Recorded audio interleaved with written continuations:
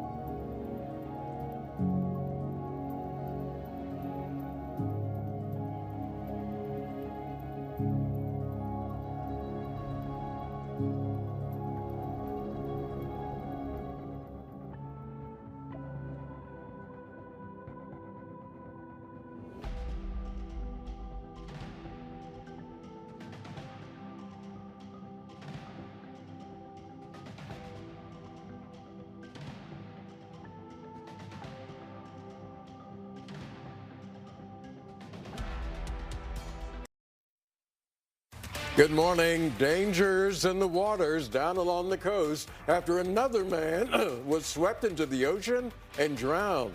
The new warning from rescue teams working along Bay Area beaches. And today, San Francisco will introduce its new police chief.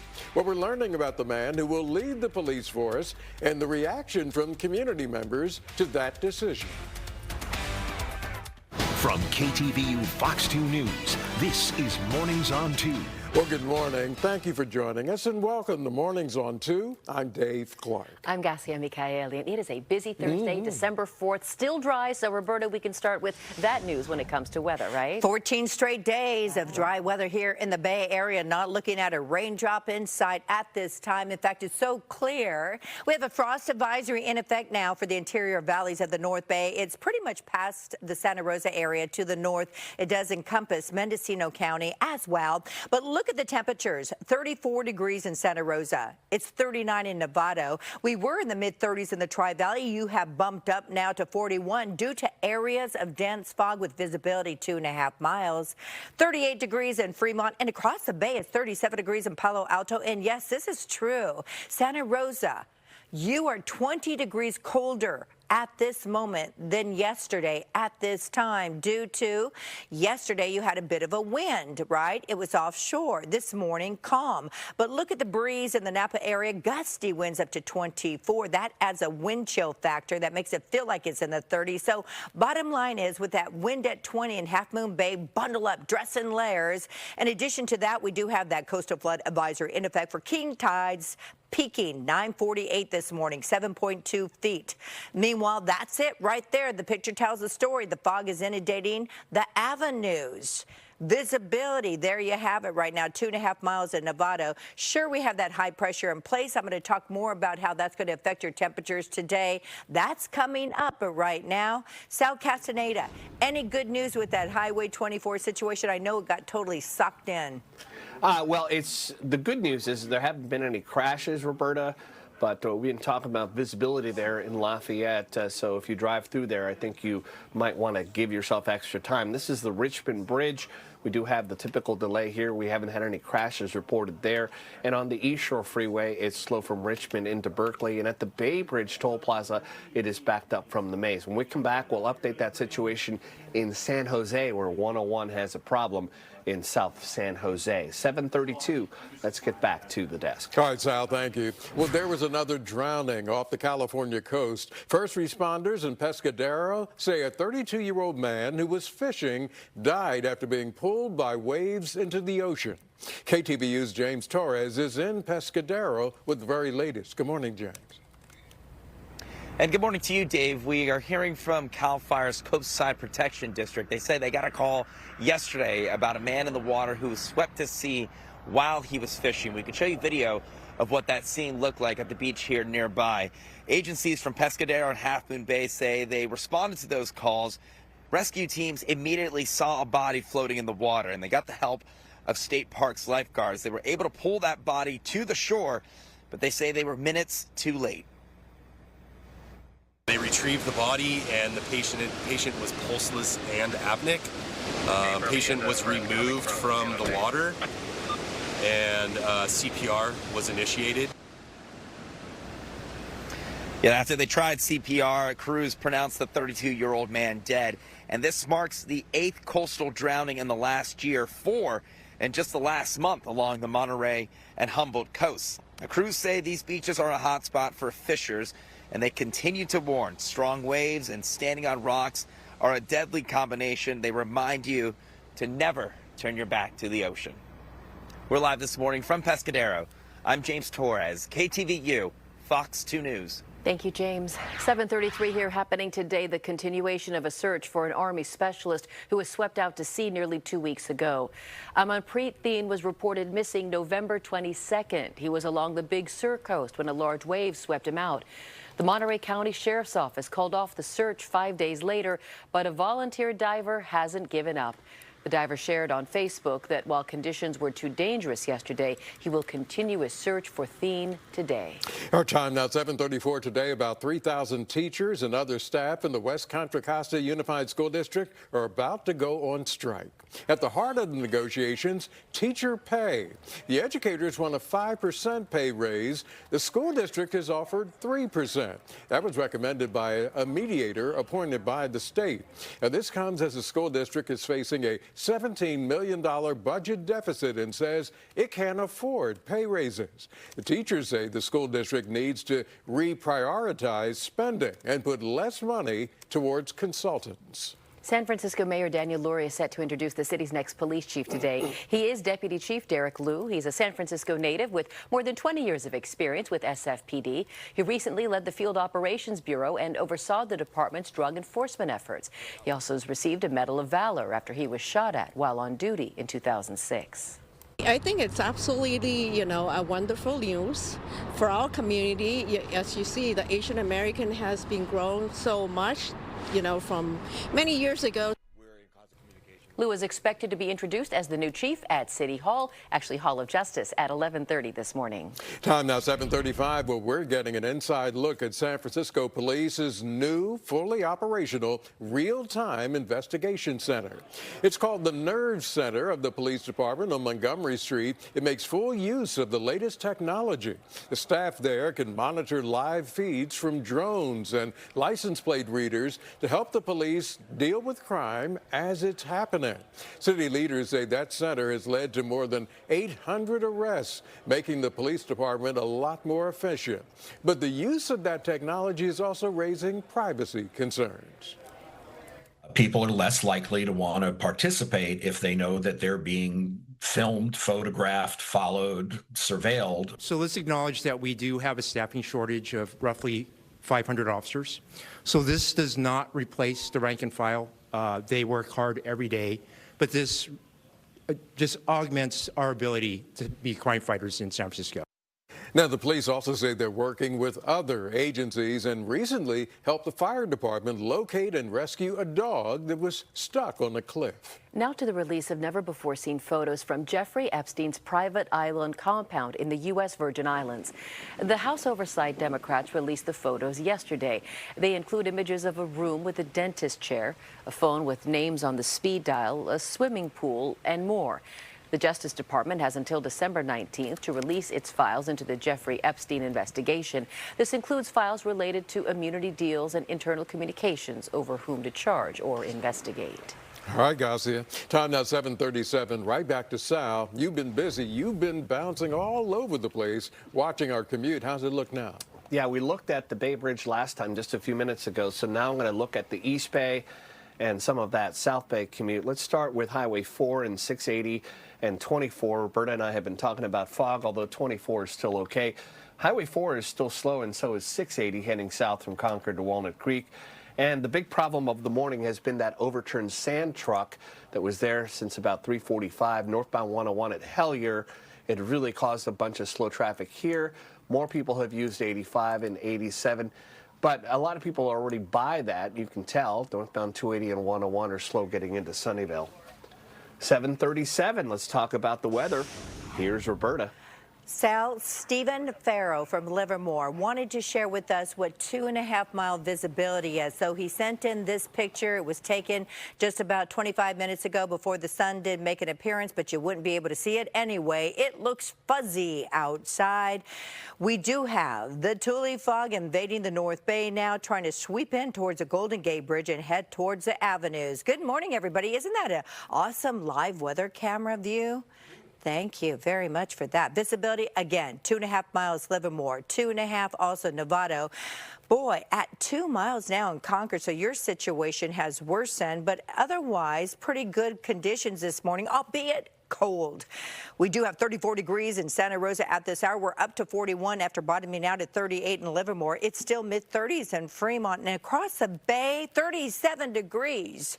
In Palo Alto, back into Foster City, tidal flood advisory in effect. Look at high tide today due to the king tide, 7.2 feet. That's a foot above average, and it officially takes place at 9:48. But remember, as the water is elevating, it doesn't just disappear rapidly. So give yourself some time with the lapping of water on shore in the North Bay around Lucky Drive, Embarcadero in San Francisco, around the peninsula shoreline there, and all the way into the San Leandro Marina. And this is why we have that coastal flood advisory in effect through the weekend. Storm track to the north of the Bay Area. Some of those clouds do filter in here. Sun cloud mix after the morning fog. Temperature wise 59 to 63 degrees, but my outside number right around 64 in Gilroy. There you have the seasonal forecast. Pretty mild temperatures each and every day, but as you previously mentioned, gang, not a raindrop in sight.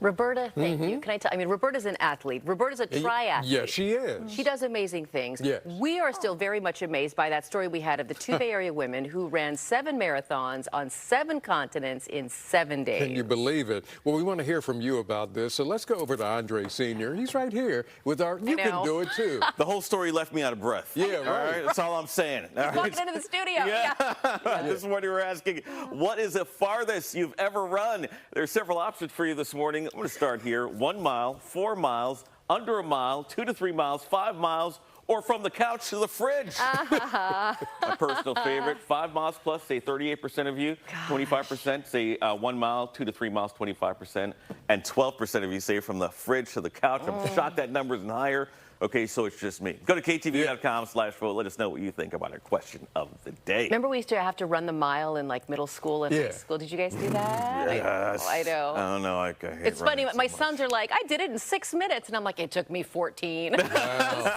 yeah. Let's be young again. I know. I wish just for our numbers are changing behind you. Yeah, so as you go, we go to break, you start running to the poll.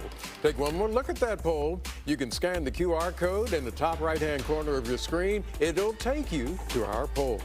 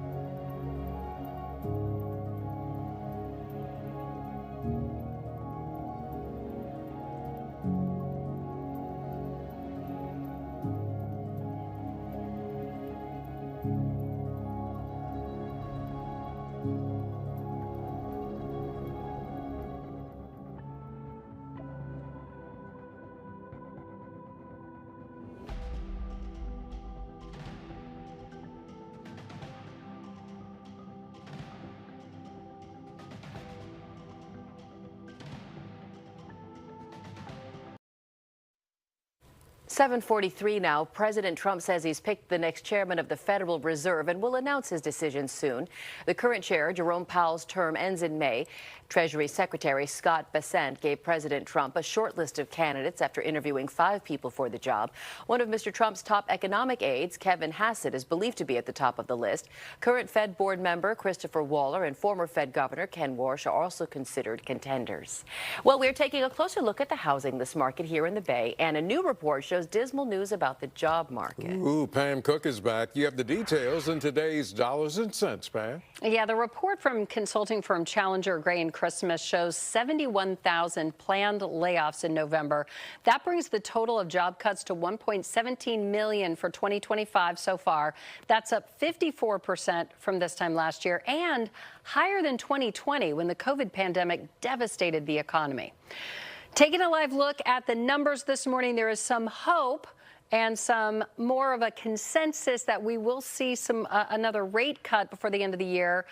Dow Jones up a little bit, struggling a bit though. The S&P 500 up 0.25%, but the Nasdaq doing the best, up 110 points, close to 0.5%. Well, this week, Realtor.com released a study with predictions for next year's housing market. While home prices are predicted to rise at a modest rate nationwide, some Bay Area markets will see a slower increase and in some cases a price drop. For more on this, we are joined by Realtor.com's senior economist, Joel Berner. Thank you so much for joining us. Hi, Pam. Thank you for having me. So we talk a lot about the housing market here in the Bay Area because it is notoriously expensive. Buyers and sellers certainly hoping for lower interest rates to create some more opportunities. What does your research show for the next year? Yeah, what we're seeing in the San Francisco metro area is an increase in sales volume from 2025 to 2026. We know that 2025 was one of the slowest sales years on record. Just not a lot of homes turning over this year. So a slight improvement there and a slight drop in prices of about 2.5%. And really the story there is inventory growth. More homes coming onto the market, spending longer on the market, and buyers having a little more negotiating power to get those good deals. A good deal is a relative term, of course, but better than it was in 2025. Right. We're looking at some of the numbers here from your report. So the San Francisco, Oakland, Hayward area, we see, as you just mentioned, sales growth, price growth, both up about 2.5%. But the San Jose, Sunnyvale, Santa Clara area, price growth up a little bit, but sales growth flat. Is the big reason price there? Because that seems to be one of the most expensive places in the country, really. It is one of the most expensive places in the country, and prices are keeping people from being able to afford homes.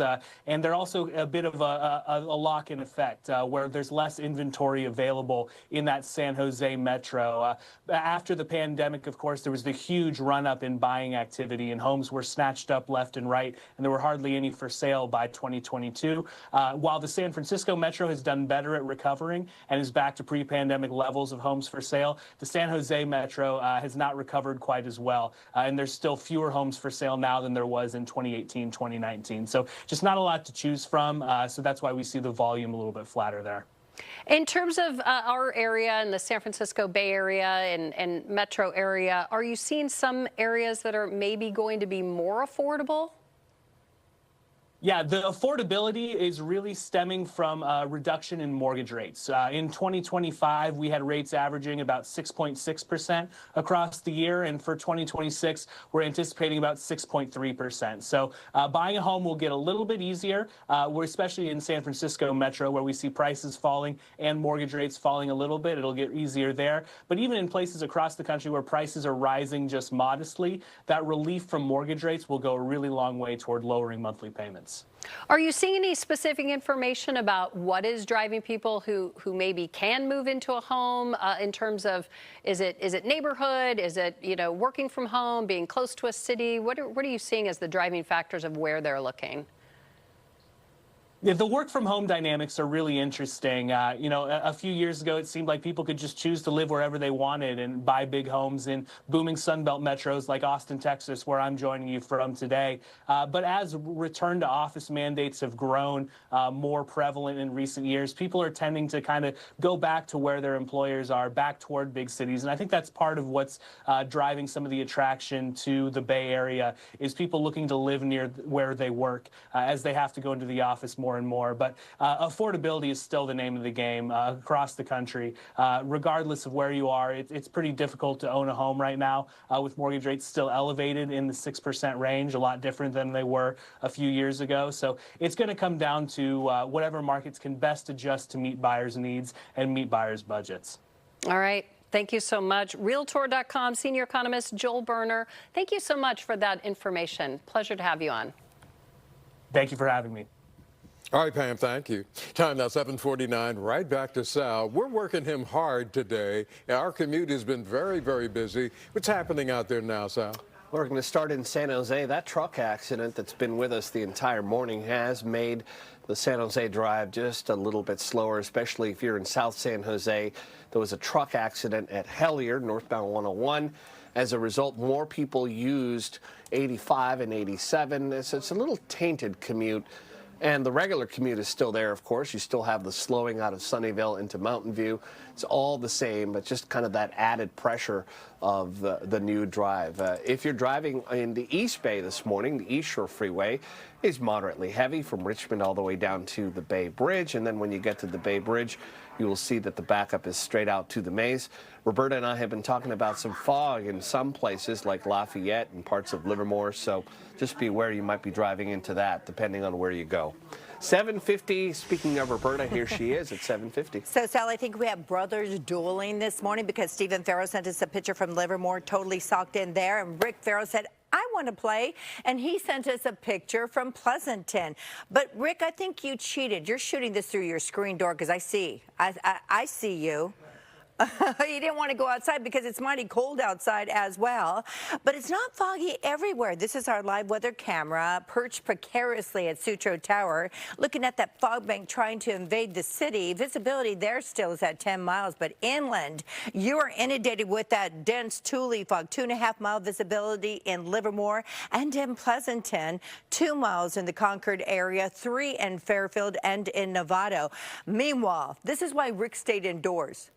Baby, it's cold outside. It was 38 degrees in the Tri-Valley, now 41, 38 degrees in Fremont, high 30s in Palo Alto, colder than that in Santa Rosa at 34, frost advisory in effect anywhere from about the Cloverdale area to the north. Meanwhile, tidal flood advisory in effect. King tide. Yeah, it's that time of the year. 7.2 feet today at 9:48. Coastal flood advisory in effect due to those king tides all the way through the weekend. Meanwhile, area of low pressure, it's pounding up against the Pacific Northwest. You know, this is an atmospheric river. We've got rain in the Seattle forecast each and every day through the weekend. We've got few high clouds filtering in and out due to that storminess to the north of us. And then again, look at lunchtime today. The dense fog still in the Central Valley. It thickens up again tonight and tomorrow morning. Otherwise, we do have some clear skies beginning tomorrow with some cold temperatures again. Today's numbers will be cooler than yesterday, all due to the influence of that fog bank right there. So only in the 50s east of the Bay, rising to about 63 in Santa Rosa. You got a long way to go. You're starting off at 34 right now. 60 in San Francisco, below average for this time of the year. 62 in San Jose. Boy, it's been 14 days since we've had any rain. We need it, not seen it in our extended forecast. Dave? All right, Roberta, thank you. Time is 7:52. Well, after months of financial turmoil, a legal victory for the nation's only federal library. Up next at 8, the latest pushback to President Trump's efforts to cut funding for literacy initiatives. And move over, Bad Bunny. We'll tell you who Spotify says is the #1 artist for San Francisco music lovers. And KTVU's annual One Warm Coat Drive is underway. You can help make sure people in need stay warm this winter. If you're able to donate a new or a gently worn coat, scan the QR code on your TV screen or go to KTVU.com to see a list of participating drop-off locations. The One Warm Coat Drive continues until December 14th.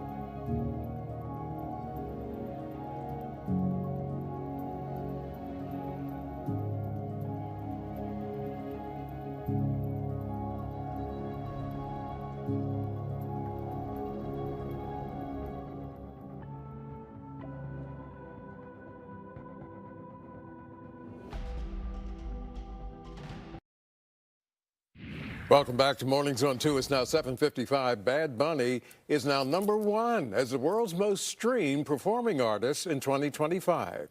Spotify says Bad Bunny earned almost 20 billion streams worldwide this year, dethroning Taylor Swift for the first time in 3 years. Now, Taylor Swift is still the most streamed artist in the U.S.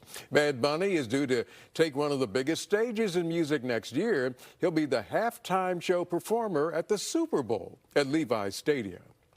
All right, now move over, Bad Bunny. The people and music lovers in San Francisco have a different favorite. Drake was named San Francisco's most streamed artist on Spotify this year. The platform's annual Wrapped data also showed San Francisco's top 5 songs and the top artists. The city's favorite song of 2025 was the collaboration Luther by Kendrick Lamar and SZA.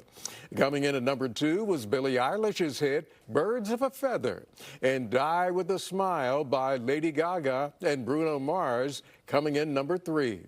Rounding out the list was Kendrick Lamar again with TV Off and Bad Bunny's track DTMF at #5. There's a new survey out that shows that many people are choosing to abstain from drinking at bars or house parties this holiday season. According to a survey from Heineken, more than 70% of people no longer feel the need to give an excuse to turn down alcohol without feeling judged. Analysts also say that 2 out of 3 people think it's not cool to ask why someone is turning down a drink. It's potentially a little bit intrusive and you don't necessarily need to ask. I think people have kind of the agency to do whatever they want to do. Other generational cohorts are rapidly following. And so this is probably the first festive season in which there's no reason to justify one's choice. Some experts believe this social acceptance will keep growing, with 90% of people saying they'd support their friend in choosing an alcohol-free drink. Well, Golden Gate Park tonight will be lit up. The park will hold the 96th annual holiday tree lighting ceremony. The famous 100-foot-tall Monterey cypress called Uncle John's tree will be covered in lights. Look at that. Festivities begin at 4 o'clock this afternoon. It'll include carnival rides, family games, live entertainment, and lighted park attractions. The tree lighting, that begins about 6 o'clock tonight. And starting tomorrow, several downtown San Francisco buildings will feature new light projections of artwork. The Let's Glow event will feature 8 different buildings, including the Transamerica Pyramid, for the first time this year. There'll also be lighted sculptures in several locations as well. The art comes from 19 local and international artists. The buildings will be lit up for 10 days. We'll hear more about it from Downtown SF Partnership. That's coming up later this morning on The 9. I'm scared for my kids. My kids are both in special ed, so the whole situation is very nerve-wracking to me. Concern among parents with West Contra Costa Unified walking off the job this morning. A live report from the picket lines on educators' demands and the district's stance. Childhood vaccines taking center stage right now, what a new advisory panel is reconsidering, and why doctors are sounding the alarm. Plus, language leads to action, and that type of othering, that type of attack leads to political violence. Frustration over President Trump's criticism of Somali immigrants, how the latest state to become focus of the immigration sweeps there say it's working to protect residents. From KTVU Fox 2 News, this is Mornings on 2. Welcome to Mornings on 2 at 8 o'clock. You look live along the Oakland estuary this morning. A coastal flood advisory is in effect, and it remains that way for king tides through Sunday. We're getting an update on today's forecast in a moment. But first, thanks for joining us. I'm Andre Sr. I'm Gaskia Mikhaelian. A gorgeous golden glow this Thursday, December 4th. Let's run down to the Weather Center and see what Roberta Gonzalez is most focused on, as it is another chilly one. Right. It's very cold. In fact, we do have a frost advisory. It's in effect for the North Bay interior areas. We're talking about anything pretty much just north of the Cloverdale area. But mind you, it's still cold out there. 35 degrees in Santa Rosa to 43 degrees in Nevada. But we did see even 34 and 38 degrees in the North Bay earlier this morning. 38 up to 42 now in the Tri-Valley. It is 38 in Fremont and across the Bay. High 30s from Palo Alto all the way through Woodside into Atherton. 44 in the city. Now these temperatures, yes, this is correct. Santa Rosa is 20 degrees colder at this moment than 24 hours ago due to yesterday. You were enduring a wind. This morning it is calm and visibility at 9 miles, but meanwhile, Tri-Valley 2-mile visibility with areas of dense fog, 3 miles around the Concord area and Fairfield. The closer you are to the Central Valley, you've got the fog. Otherwise, 14-mile-per-hour winds at 12 in Hayward, 16 in Half Moon Bay. Coastal flood advisory still in effect all the way through the weekend. Meanwhile, there's the stratus, there's the clear skies as well, and that's your day. Few clouds, 59 to about 63 degrees. We got you covered with your full forecast right now. Sal Castaneda, where do we begin this time around? Let's start at the Bay Bridge. I want to show you that traffic is doing okay there. It is improving a little bit, but it hasn't been really eventful. But really, what we've been talking about a lot has been the South Bay and San Jose. We've had a truck accident all morning long, northbound 101 at Hellier. They keep opening up lanes, but traffic is backed up pretty much big time coming into San Jose from the Morgan Hill area. So give yourself extra time. A lot of people are already past that, and they're in the West Valley, so that's pretty slow. I want to mention that if you're driving on 101 in Sunnyvale up to Palo Alto, it's slow as well. And then you look at the East Bay commute, we have slow traffic, all the usual spots, 880 and 680. 8:02, let's get back to the headlines. Thank you, Sal. Teachers and staff in one of the East Bay's biggest school districts are on strike today as negotiations between the teachers and the West Contra Costa Unified School District are at an impasse. KTVU's Allie Erasmus joins us live outside El Cerrito High School, where the picket lines have already formed. Allie? Yeah, you can see and hear them chanting here behind us. You can also hear a lot of the people driving by in this neighborhood honking their horns in support. There are 2 separate unions in West Contra Costa Unified School District on strike today. And right now, members of both of those unions are on the picket lines outside El Cerrito High and other campuses across the district. The school day normally would begin in about 30 minutes, but things will be very different when people come by this campus today. 1,500 members of the teachers union and 1,500 members of the Teamsters Union, which represents the clerical, facilities, paraprofessional staff in the district, are all on strike. Some of the issues for both unions include pay, health care, and working conditions. The Teachers Union says educators in this district are underpaid compared to others in the county and the Bay Area. They are calling for a 5% increase in salaries. The district had offered 3%.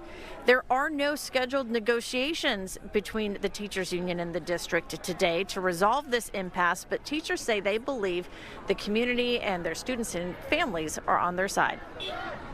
The district has not contacted us since Monday. There's been no word from them at all.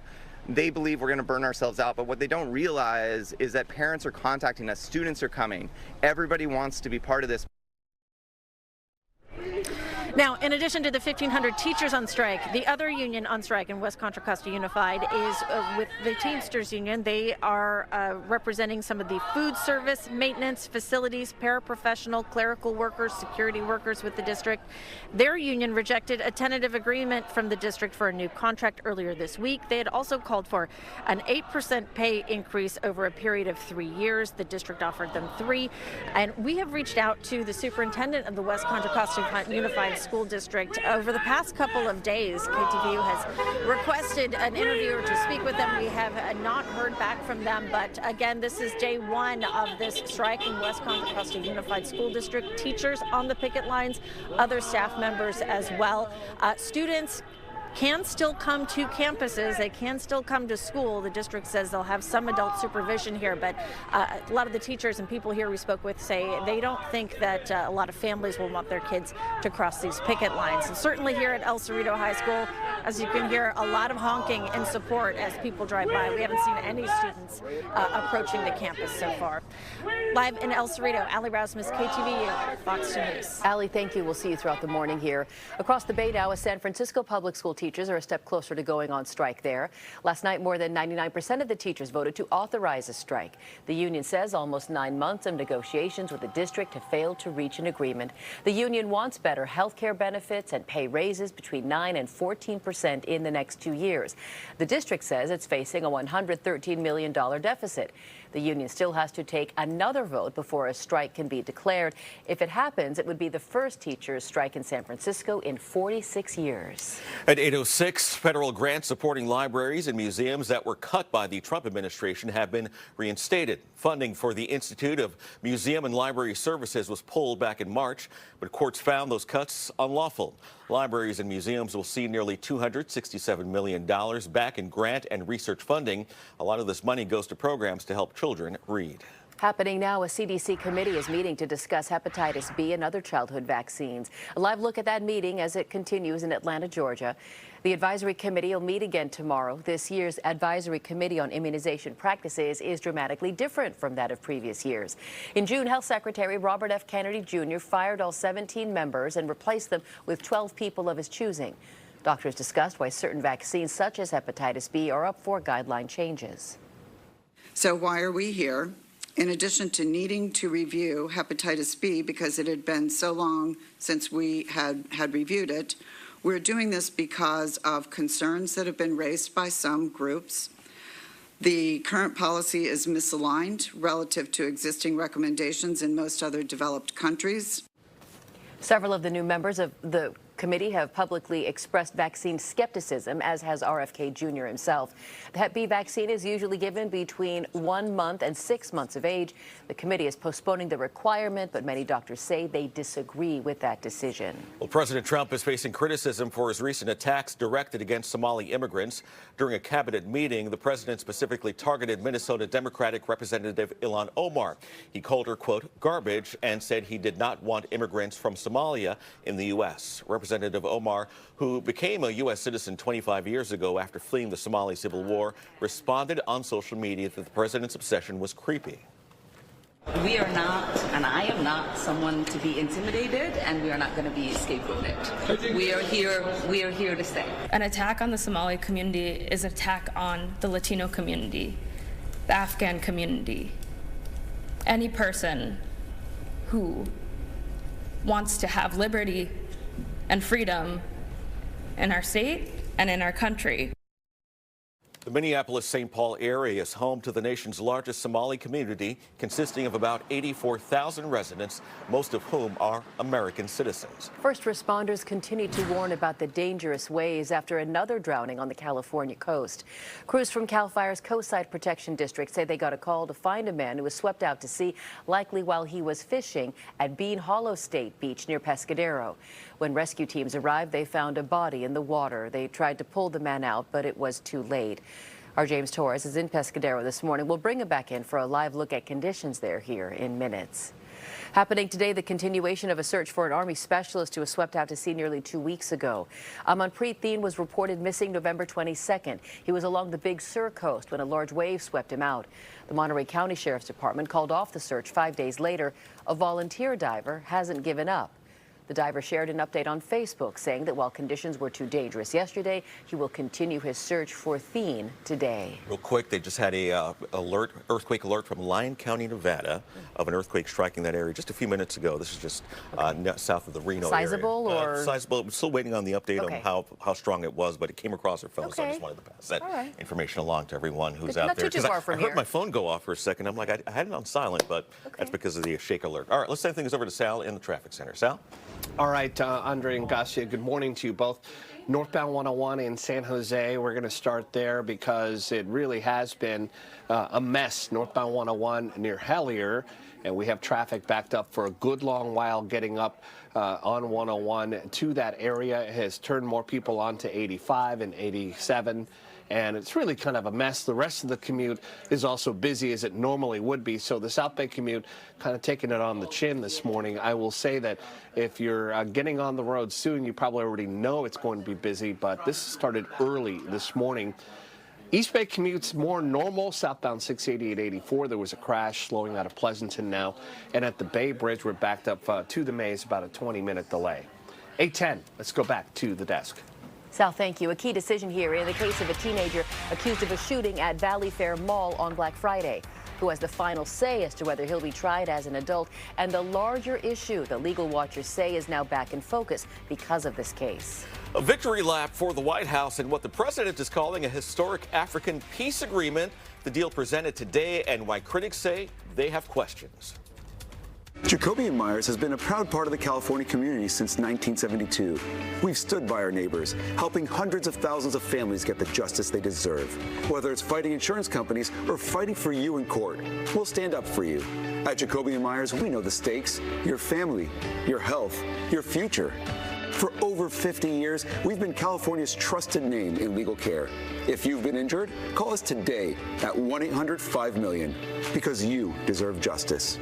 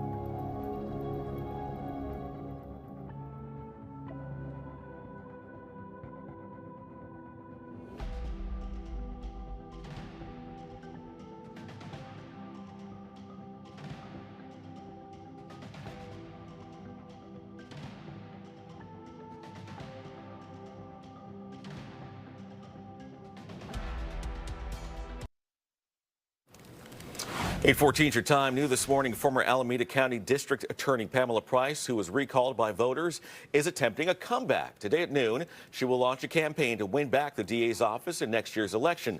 Price will be joined by community leaders, including justice reform supporters. She says her bid to take back the DA job comes at a time when, quote, residents demand a district attorney who stands firm on fairness, transparency, and community safety, not political expediency.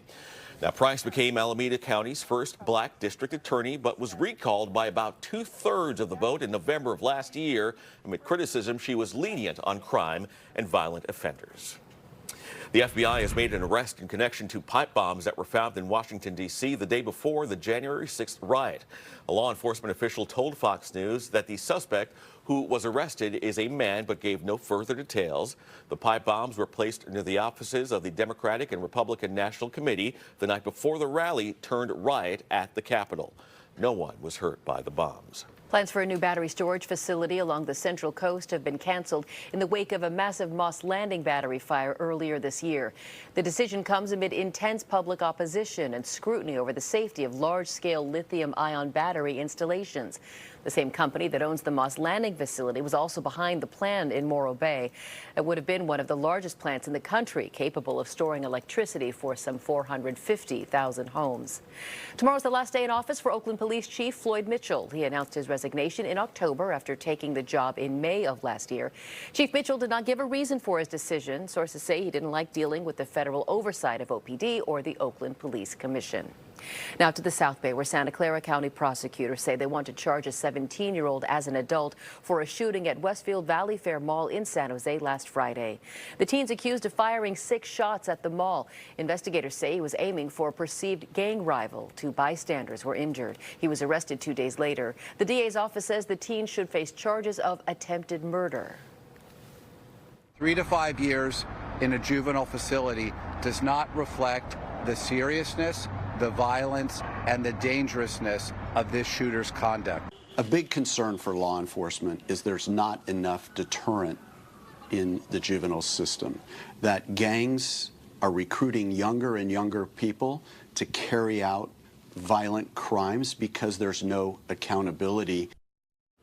A judge ruled the suspect will remain in custody for now. A decision on whether he'll be charged as an adult could take weeks.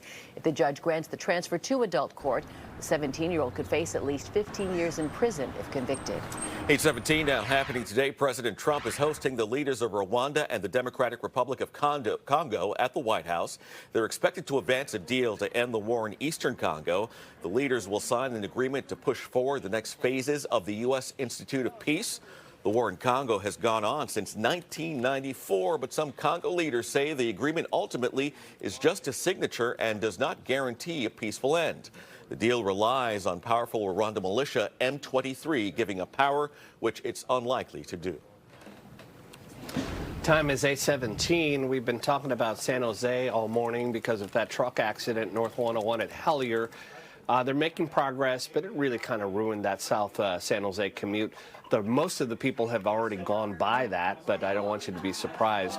Getting into the West Valley, you can see the East Bay commutes are slow. Southbound 680 at the 84 exit, there was a crash on the Sinol grade. Bay Bridge backed up just to the maze. It's getting a little bit better there with no major issues. 8:18. Is the fog moving out there, Roberta? No, it's playing tag with the North Bay and also the East Bay. But Sal, did you hear that there was an earthquake? I did. Yeah, in Nevada. Yes. And I just put this map together. I did a little investigating, found out that it was a 5.9. That is a shaker in Dayton, Nevada. That's just shy of 4 miles to the east of Carson City, and it was about 5 miles deep. So we do expect sizable aftershocks as well. Took place at 8:06 this morning. So we're gathering more information in our newsroom. We will pass it along to you as soon as possible. Meanwhile, we're talking about the fog. And there you have it. It's just billowing across the North Bay at this hour. Clear skies in San Francisco. Morning, everybody. Check out the visibility down to 3 miles in Novato. Also Concord, 2 miles in the Livermore area. The other side of the coin happens to be the very cold temperatures. It is now 35 degrees in Santa Rosa, 42 up from 38 in Livermore. It was also 38 in Fremont, now 40 degrees. Still in the 30s in Palo Alto. It is now 50 around Belmont and in Burlingame. We have king tides in effect right now. On the rise, official king tide is at 9:48 at 7.2. That's a foot above average. And this is why this green highlighted area has a coastal flood advisory in effect this all the way through Sunday, because we have those king tides each and every day. Storm track to the north of the Bay Area. This area of high pressure is diverting it. This is an atmospheric river. This is an area of low pressure that contributed to the pressure gradient yesterday. Therefore, the windy conditions, it's beginning to march in an easterly direction. As it does so, it leaves behind a pool of cooler air due to that dense fog as well in the Central Valley. Highs only in the 50s in the East Bay today. 63 in Santa Rosa. How about 60 San Francisco? That's about 4 degrees below average, and 62 across the Santa Clara Valley. Your extended forecast, we don't have a raindrop in sight. And gosh, yeah, we haven't seen any rain for 14 long days now. Roberta, I know. I mean, honestly, it's been nice, but we could use the rain. All right, we'll see you again in just a few here. Housing prices set to inch up next year, but some Bay Area neighborhoods are expected to take a dip. How a top economist behind a new study frames where the local market is headed. And KTVU's annual One Warm Coat Drive begins today, and you can help make sure people in need stay warm this winter. If you're able to donate a new or gently worn coat, scan the QR code on your screen or head to KTVU.com for a list of participating drop-off locations. The One Warm Coat Drive runs until December 14th. We'll be right back.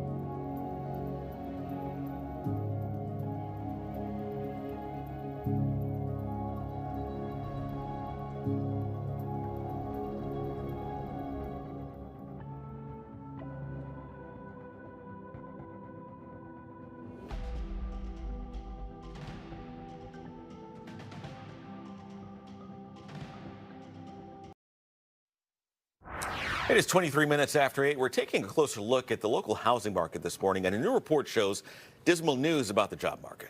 Pam Cook has a lot to talk about here. We always say we're not buying or selling, but we're always looking. Oh my gosh, yes, and the housing market's such a big topic here in the Bay Area in particular.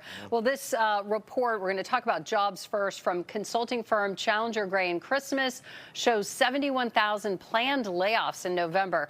That brings the total number of job cuts to 1.17 million for 2025 so far, which is up 54% from this time last year, and actually higher than 2020, when the COVID pandemic devastated the economy. That's the jobs report. As the opening bell rang this morning, shares in a couple of Bay Area companies headed higher.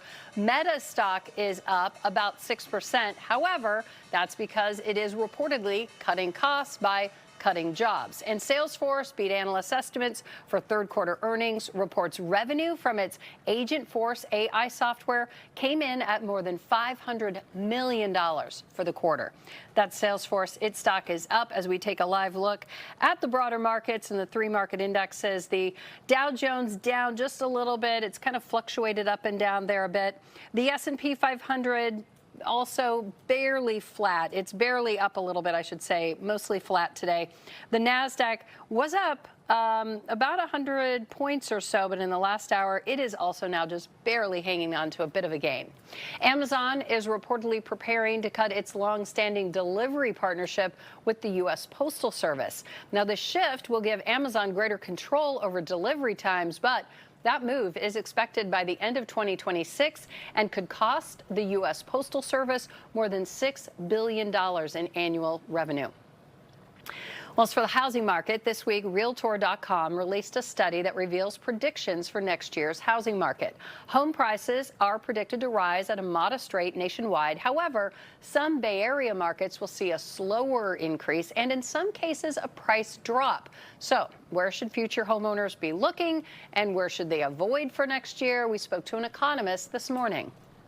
Prices are keeping people from being able to afford homes, and they're also a bit of a lock-in effect where there's less inventory available in that San Jose metro. After the pandemic, of course, there was the huge run-up in buying activity, and homes were snatched up left and right, and there were hardly any for sale by 2022. While the San Francisco metro has done better at recovering and is back to pre-pandemic levels of homes for sale, the San Jose metro has not recovered quite as well. Now, sales for homes in San Francisco, Oakland, and Hayward are expected to go up by about 2.5%. Prices also expected to go up by about 2.5%. In San Jose, Sunnyvale, and Santa Clara, sales are expected to remain flat, but prices are expected to rise slightly. I'm Pam Cook. That's a look at your dollars and cents. All right, Pam, thank you so much. After a months-long search, San Francisco finally has a new police chief. What we know about the veteran officer set to take on this new role. And if we can, I'd like to bring in a live look here at the Northern California coast here in Pescadero. It is just beautiful this morning, but this is the scene of tragedy just hours ago. Another death in the waves is sparking renewed warnings about even being near the water.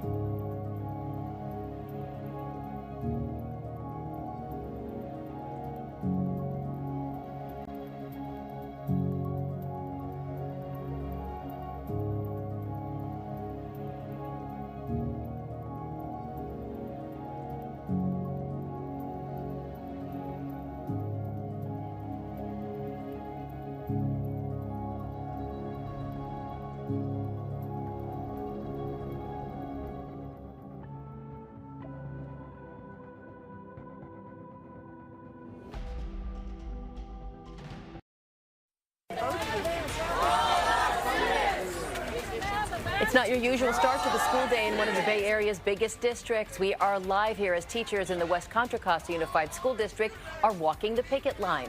Their demands and whether parents can still send their children to school today.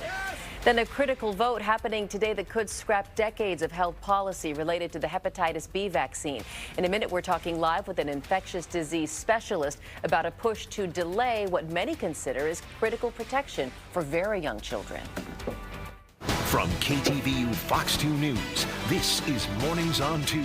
Good morning and welcome back. I'm Garcia Michaelian. I'm Andre Sr. It's Thursday, December 4th. We still have fog to deal with in some parts of the Bay Area. Still cold as well. Let's check in with Roberta Gonzalez. She is down in the Weather Center this morning with more on your forecast. Hey, Roberta. Hey there, Andre. Hi, Garcia, and good morning, everybody. Live weather camera at Santa Cruz, where the waters are calming at this hour, but boy, the temperatures are chilly. It's currently 52 degrees in Santa Cruz and up the coastline to Half Moon Bay. Check out Santa Rosa at 35 degrees. You bottomed out at 38 in Livermore, currently 42.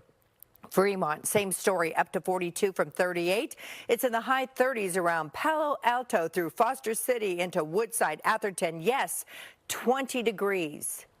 I'm talking 20 degrees colder this morning in Santa Rosa. It's all due to the wind. Yesterday, it was an offshore push. It was pretty gusty. Now calm winds, cold temperatures, 14-mile-per-hour winds in Oakland. So that adds a chill to the air. 18-mile-per-hour gusts along the seashore. Visibility an issue right there.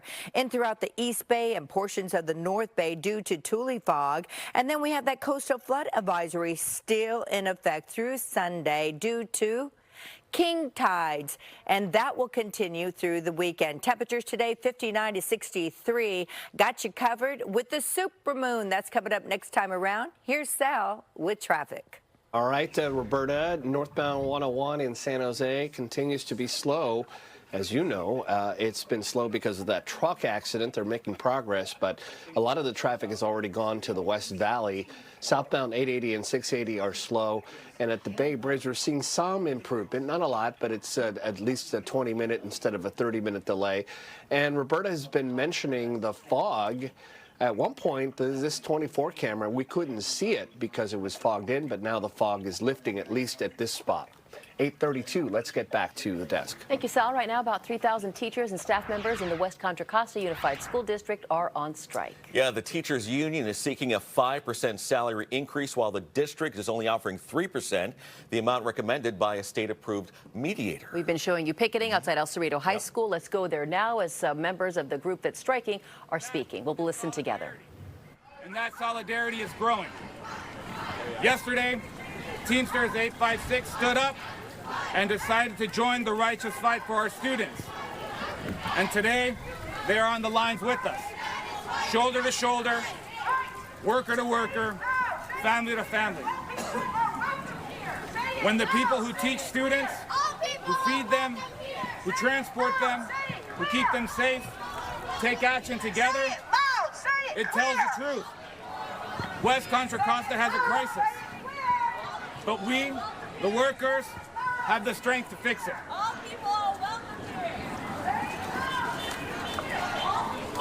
Let's be clear about what instability looks like in West Contra Costa. Multiple weeks without a speech-language pathologist for preschoolers who need early support. Classrooms without permanent teachers. Students left drifting. School sites stretched so thin that they are breaking. This is happening right now, and our students feel every ounce of that instability. And so do we. And we are done letting West Contra Costa look away. Here is the truth that we carry into this strike. When we stand together, educators, classified workers, families, and community, we are powerful enough to win the stable, fully staffed schools that our kids deserve.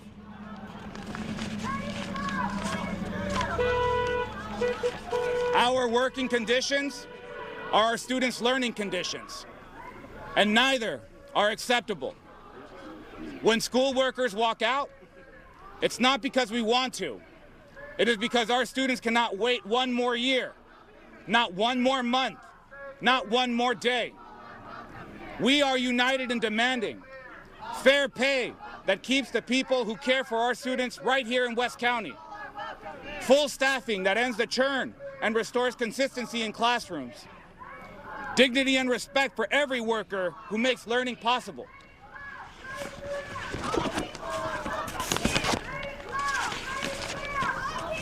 We are educators. We are workers. We are parents and we are community members. And we know with every step on these lines, our students are worth fighting for. So stay strong, keep each other close, keep these picket lines tight, keep them loud, keep them joyful, because when we fight, when we strike, we win. Thank you. Let's go make history. Next, I'd like to bring up Brett Lackey. All right. Good morning. My name is Brett Lackey, and I've been a teacher here in West Contra Costa for the last 13 years, 12 of them at my home school, which is Mira Vista Elementary on the border of Richmond and El Cerrito. And I'm speaking to you not just as a dedicated educator, but as a parent of a student here at El Cerrito High. I love this school. I love all of these students, but the current situation in this district is unsustainable. We know it, the students know it, our parents know it, and yes, even the superintendent and the school board know it.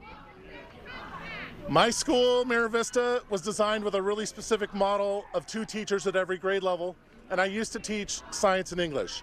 But as student numbers fluctuate and we lost educators, the district didn't fill those jobs that we lost and the positions that were emptied. We went from 6 teachers in the middle school to 5, and now there are just 4. And today, I am doing the job that 2 teachers used to do. This is just one example of the deprioritization of students and classrooms in this district. But it's not the teachers who are suffering. It's the students and their learning. My son was part of a radio program here at El Cerrito High School, and he really loved it. But the district failed to support the program, and the teacher that was running it left the site, and the program was effectively shut down.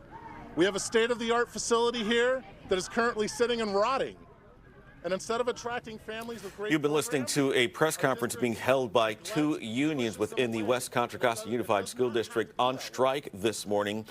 They are outlining in this press conference underway right now the reasons why they deserve more pay, and they also point out there is a shortage of permanent teachers in the classroom, and they're also pointing out the impact they say it is having on students right now.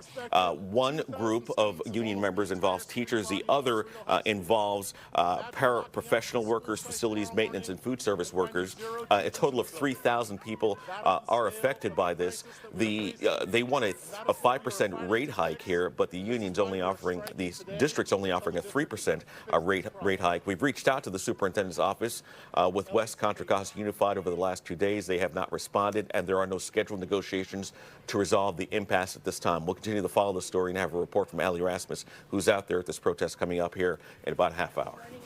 8:38 happening now. Health and Human Services Secretary Robert F. Kennedy Jr.'s vaccine panel is in session.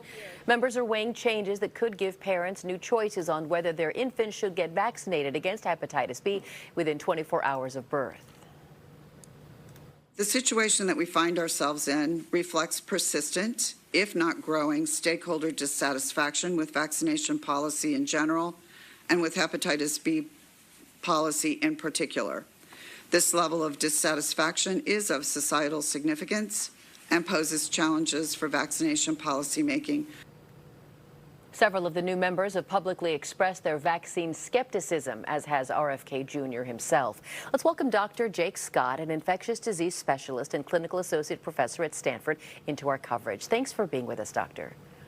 Thanks so much for having me. Appreciate of course. it. So for more than 3 decades here, the hepatitis B vaccine has been routinely given to all newborns in the United States. Do you think that should continue?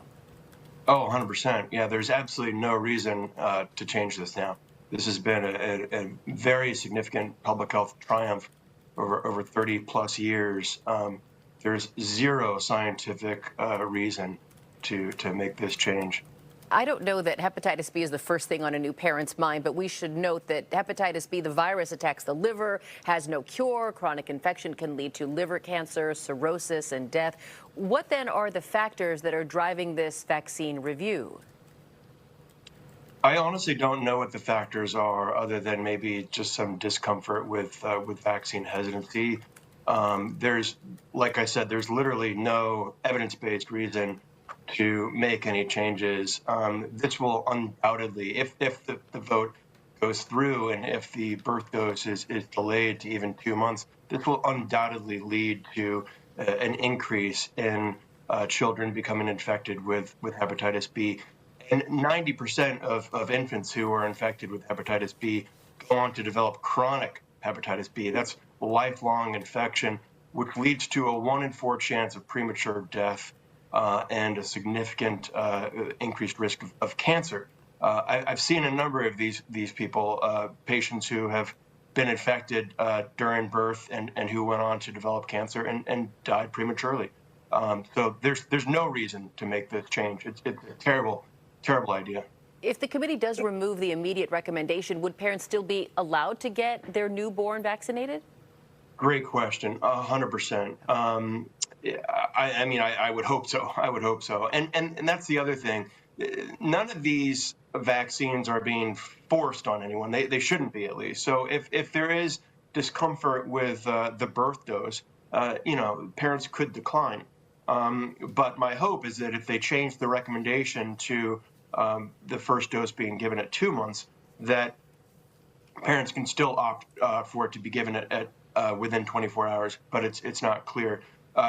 This already has I'm sure, caused an erosion in confidence in these vaccines, which is already unfortunate. But yeah, they should continue to be recommended and at least optional at 24 hours. What kind of work are you and your peer doctors doing sort of in the exam room to refute what many say is this kind of continued stoking of parents' fears about shots that have shown to be safe and effective, but it's kind of opening the door to questions? Yeah, it's a great question. I mean, I think it's just honestly about having just a very open, transparent conversation about what we know and what we don't know, what the risks and the benefits are. I mean, this particular vaccine has been studied extensively for 40 plus years. There was just an extensive review done of over 400 studies conducted over the past, or published over the last 40 years, that showed there's no difference in safety between giving this dose within 24 hours of birth as opposed to 2 months later. But there are clearly major downsides. Risks of like I said, chronic hepatitis B leading to liver cancer and death. So, I mean, this is a vaccine that actually prevents cancer. It's the first vaccine that was made available that significantly reduced the risk of cancer. I don't know why that would be changed at this point. But yeah, having conversations, in a thoughtful, non-judgmental, evidence-based way is really all that we can do. And it's what we do on a regular basis. Seeing the beautiful babies in this story, as you and I have been talking, reminded me that we were so fortunate to have this amazing pediatrician, Dr. Bluestein. We took so much care in discussing, every immunization. I mean, every cough, every spit up, and it felt like work, But in the end, I felt so informed. That's how my husband and I made our decision. So I wish we had more time, Dr. Jake Scott. I really do appreciate your insight into this ongoing situation. Again, the committee is meeting again tomorrow, so no final word yet. Thanks for joining us from Stanford this morning, Doctor. Thanks for your time. Take care. See you too. Dr. Scott. Thank you. Who shoots at a baby's party? No, it hurts. I'm sorry. A grieving mother has harsh words for whoever killed 4 people at a toddler's birthday party in Stockton. How the community is working to heal from devastation.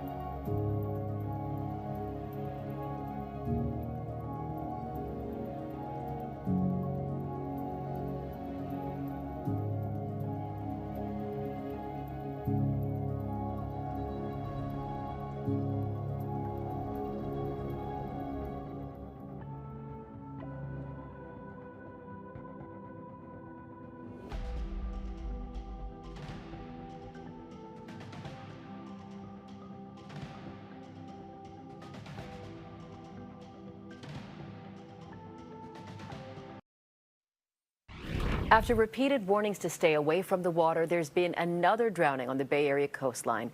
First responders say that a man died after being pulled in by waves while he was fishing. KTVU's James Torres is live from Pescadero. The latest drowning reported in our area. James. This morning, I can show you exactly what the tide looks like right now. For the most part, it seems calm, and then you get one or two of those waves that crash really hard into these rocks. Well, that's what we're hearing from CAL FIRE's Coastside Protection District, saying that they got a call yesterday to help find a man who was swept into sea, likely while he was fishing. We can show you video from that scene. Agencies from Pescadero and Half Moon Bay all responded to those calls. Rescue teams saw a body floating in the water once they got here, and with the help of state parks lifeguards, they were able to pull the body from the water to the shore, but they were minutes too late. Crews from other parts of the coast are also keeping an eye on hazardous beach conditions. It is not just limited to the San Mateo coast. It's ranging from the Monterey coast up to San Francisco. We're issuing beach awareness for people that are out, and we want to ensure that people, if they are out here, they don't turn their back to the water at all. They try to keep children away from the water, to stay up on the sand, enjoy our beautiful coastline from a remote location. This latest death marks the 8th coastal drowning in the last year, 4 in just the last month. Crews say these beaches in Pescadero, they're a hot spot for fishers, but they continue to warn strong waves and standing on rocks can be a dangerous and deadly combination. We're live this morning from Pescadero. I'm James Torres, KTVU, Fox 2 News. James, thank you. The Stockton community again came together to mourn the 4 deaths from a mass shooting over the weekend. Last night's vigil was an annual event honoring those who've died from gun violence. The names of violent crime victims in San Joaquin County were read aloud by their family members. Hundreds turned out, many still grieving Saturday's deadly shooting at a toddler's birthday party. I feel for the families because I know what that feels like and I know what they're going through. It's never easy. You just learn how to cope with it. To me, as far as I'm concerned, they're just cowards. Thank you. Who shoots at a baby's party? No, it hurts. I'm sorry. 2 8-year-olds, a 14-year-old, and a 21-year-old died in the shooting. Stockton's mayor says all resources will be used to bring those responsible to justice. A $75,000 reward is being offered for anyone who has information that leads to an arrest. 8:49 here. A new report shows California's infrastructure system is in need of a massive overhaul and increased funding. The American Society of Civil Engineers gave the state a grade of C-, citing severe shortfalls in maintenance and improvements across key sectors. The report highlighted that nearly 30% of California's roads are in poor condition and worse than the national average. Now to the holidays. Let's pop up our new KTVU Fox 2 holiday card. This was so much fun last year. We are doing it again, but even bigger and better. Our KTVU Fox local holiday card is now ready to send to you. You didn't do it last year. Here's how it works. You send us your holiday card, like in the mail, a stamp, the whole thing, and we'll send our card to you. The address is on your screen, 2 Jack London Square, Oakland, California, 94607. We'll note that our card also has information on how you can help the San Francisco SPCA this holiday season. Now, we have to get your Christmas card by December 24th, Christmas Eve, so we can send ours back, so don't wait. Excuse me, a little coughing there. I coughed when I saw my picture with that cat. All right, good morning, everyone. Highway 24, you can see it now, a little fog there, no major issues. Bay Bridge Toll Plaza has cleared out. I like it. And the best news of the morning is they have finally opened up all the lanes along northbound 101 near Hellier, between there and Blossom Hill. They had a truck accident that lasted really the entire morning commute. All the lanes are open. We should expect clearing very soon. 8:51. Let's bring Roberta back in with today's weather. Achoo. You're allergic to kittens, cats? No, I'm not. It's I'm allergic to dust, believe it or not. Oh, I thought maybe the cats, because you said you sneezed because you saw the picture of the cats. No. Okay, you confused me, sir, but Yes, that's I am. okay. I get confused this early in the morning until I see this right there. Isn't that glorious? This was recorded early this morning by Kevin Pender and Doug Michelson in our Technical Operations Center. It is the 100% waxing gibbous moon. It's our full moon, and what's so special about it? It's the last super moon of 2025, and you'll be able to see it tonight as it rises at 4:26 p.m. Sunset is at 4:50 p.m. So it's going to be big, it's going to be glorious, it's going to be orange, and you're going to just love it if you're driving 580 east towards the Altamont, because it will be noticeable. 35 degrees this morning in Santa Rosa. It is 40 degrees in Walnut Creek. It is 42 in San Jose.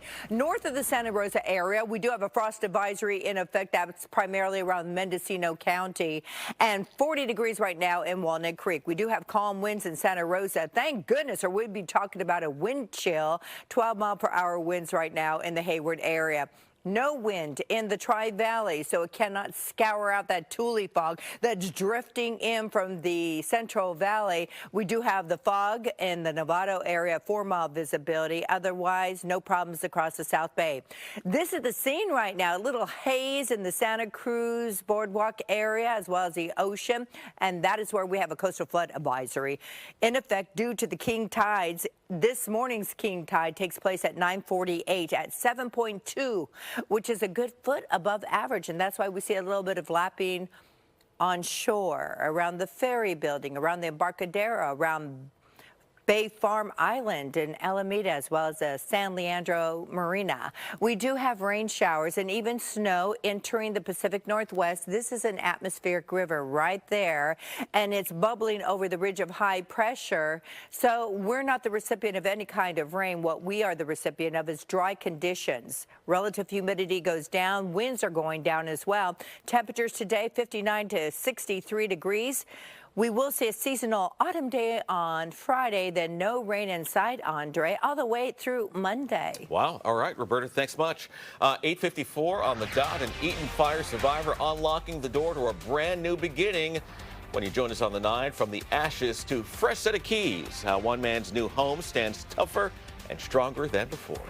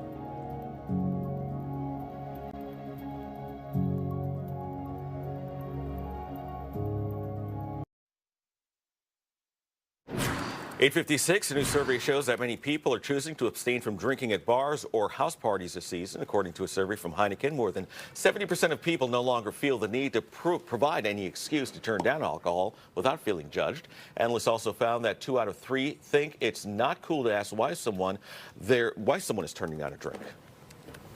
It's potentially a little bit intrusive and you don't necessarily need to ask.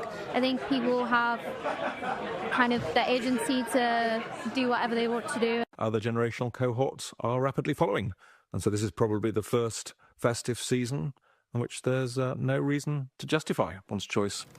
Some experts believe the social acceptance will keep growing, with 90% of people saying they'd support their friend in choosing an alcohol-free drink.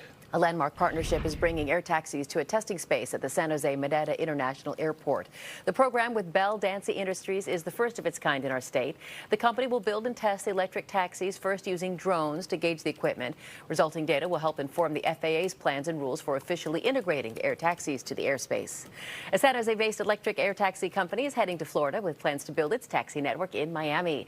Archer Aviation says its plan would connect Miami, West Palm Beach, Boca Raton, and Fort Lauderdale through electric air taxi flights. Archer's partnering with several businesses, including Hard Rock Stadium, to build the infrastructure needed for the taxis to land and take off.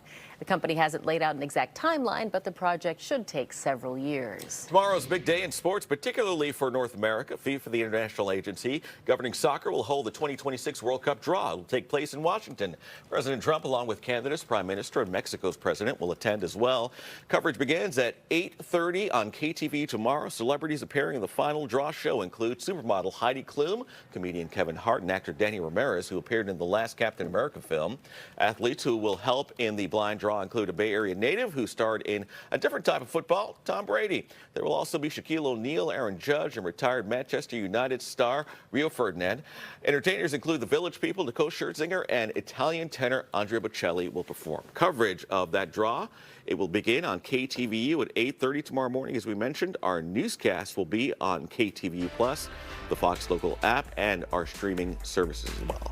A quick break here on Mornings on 2 as the 9 starts under clear, gorgeous, but still cool skies as we give you another live look, this time at the Oakland Alameda Estuary. Stay with us here as the 9 starts in just 60 seconds.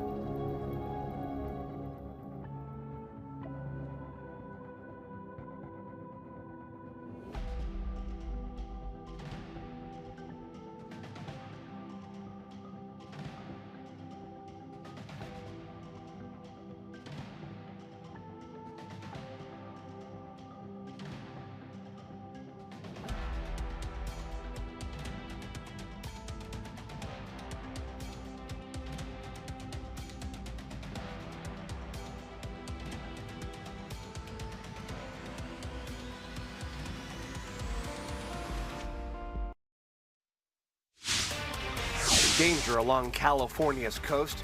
Another man swept